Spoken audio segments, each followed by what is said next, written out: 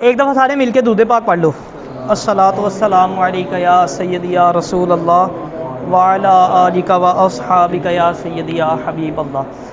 अच्छा जी, आज हम बात करेंगे कामयाब और नाकाम लोगों में फ़र्क क्या होता है। वैसे तो ये बड़ा डिटेल जो है ना लेक्चर है, लेकिन इसमें से मैंने, क्योंकि शॉर्ट लेक्चर है अब हमारा, इसलिए मैंने सिर्फ 3 पॉइंट्स जो से इंपॉर्टेंट थे वो इसमें निकाले हैं, ठीक है ना। इसमें से उसी के ऊपर हम बात करेंगे। पहला जो सा पॉइंट है वो है नीयत।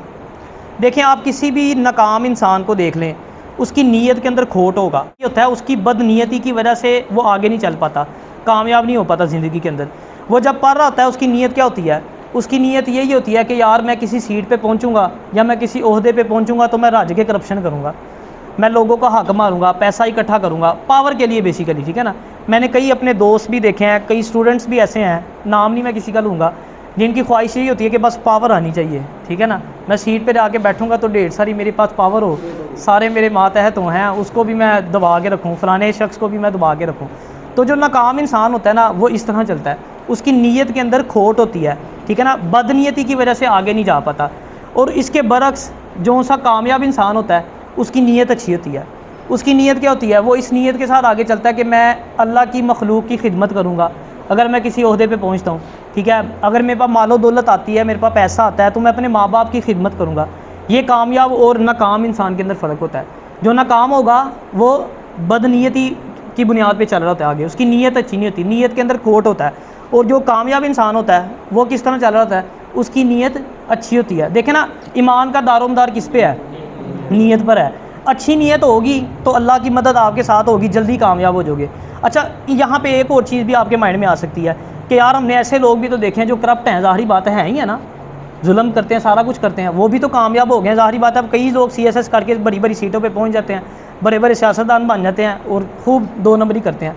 अच्छा, उनको लग रहा होता है कि हम कामयाब हो गए हैं, बज़ाहिर अल्लाह ने उनकी रस्सी ढीली की होती है, वो किसी ओहदे पर पहुँच गए होते हैं, अपना काम दिखा रहे होते हैं बैठ के, लेकिन हकीकत में वो अपना बेड़ा गर्क कर रहे होते हैं, अपनी आखिरत ख़राब कर रहे होते हैं। अब जो करप्शन करता है, जो हराम खाता है, अब एक हराम का लुकमा खाने से 40 दिन की इबादत कबूल नहीं होती है, आपको पता है। यानी एक आपने लुकमा खा लिया तो 40 दिन आप हज भी करें, उस दौरान उम्रा कर लें, ज़कात दें, सदकात खैरात जो भी देंगे, कोई चीज़ काबिल कबूल नहीं है उस पीरियड के अंदर। 40 दिन के लिए आपकी कोई इबादत कबूल नहीं है। और जो जुल्म करता है, लोगों का हक मारता है, फ़ाइलें दुबाता है लोगों की, ठीक है ना, जुल्म करता है, तो वो भी सुन लें, बरोज़े क़यामत जो जालिम होगा ना, उसकी नेकियां सारी मजलूम को दे दी जाएंगी।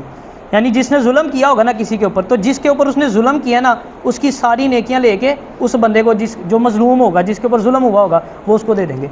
तो इसलिए हराम से भी बचना है, लोगों के ऊपर जुल्म करने से भी बचना है। बाबा इशफाक रहमतुल्लाह अलैह, उनसे पूछा गया ना कि दरवेशी के लिए जंगलों में जाना ज़रूरी है, तो आपने फरमाया कि दरवेशी के लिए जंगलों में जाना ज़रूरी नहीं है, दफ्तर में बैठ के भी दरवेशी की जा सकती है। उनसे पूछा गया वो कैसे? आपने कहा जो बंदा दफ्तर में बैठ के भी तलाश करे कि मैं किसके काम आऊँ, वो दरवेश है।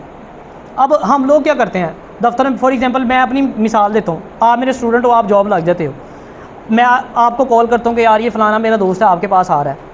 आप भी ज़हन में सोचेंगे कि मेरे टीचर ने भेजा है, आप उसको रिस्पेक्ट भी देंगे, उसकी बात सुनेंगे, उसका काम भी करेंगे।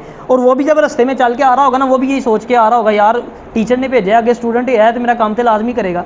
अच्छा, अब जो बंदा जिसके पास कोई रेफरेंस नहीं है, अब वो क्या सोच के आ रहा होता है? वो बेचारा ये सोच के आ रहा होता है कोई आगे अल्लाह का बंदा शायद मुझे मिल जाए, कोई नेक सीरत जिसको मेरे पे रहम आ जाए, मेरी बात सुन ले।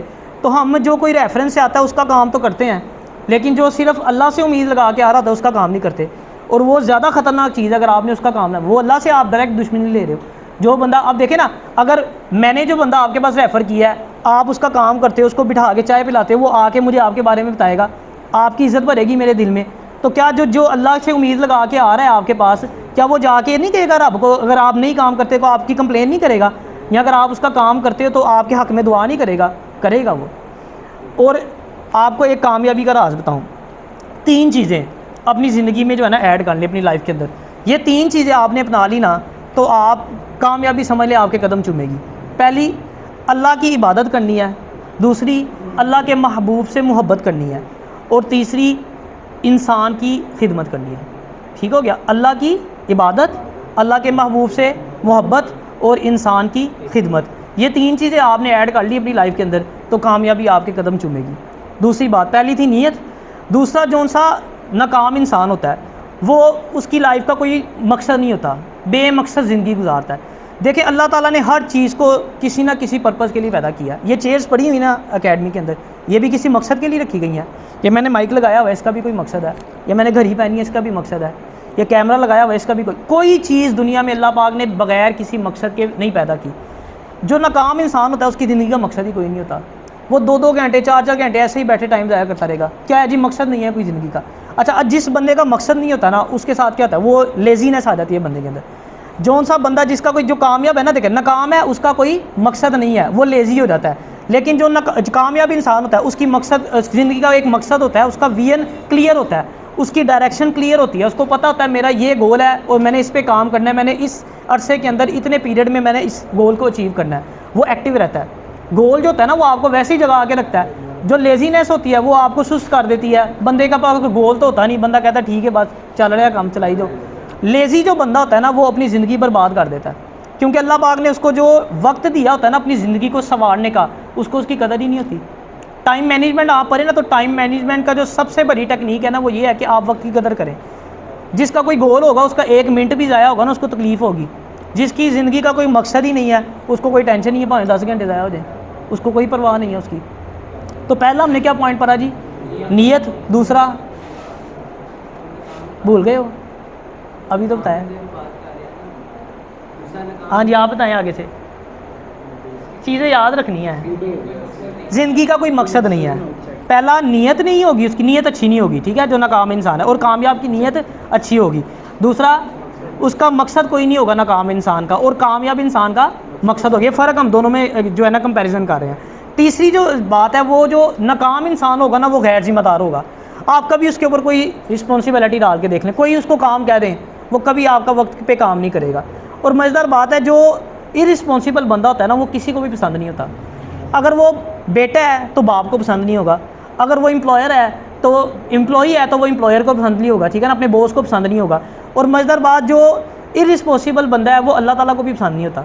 देखिए अल्लाह ने आपके ज़िम्मे नमाज़ लगाई है, जो गैर जिम्मेदार बंदा है वो नमाज ही नहीं पढ़ेगा, ठीक है ना। अगर पढ़ेगा तो वही बात यहाँ कज़ा कर देगा, बाद में पढ़ लेगा, यहाँ आखिरी वक्त में जितना डिले कर सकेगा। इरिस्पॉन्सिबल है ना, जिम्मेदारी नहीं उठाता।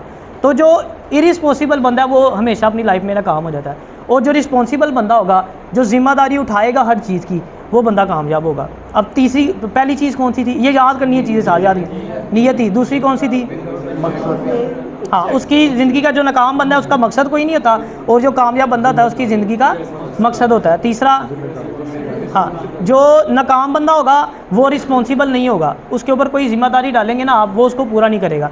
और जो कामयाब बंदा होगा वो रिस्पॉन्सिबल होगा। आप, अच्छा, ये यहाँ पे एक बड़ी मज़ेदार आपको बात बताऊँ, जो इरिस्पॉन्सिबल बंदा होता है ना, वो लर्निंग से महरूम हो जाता है।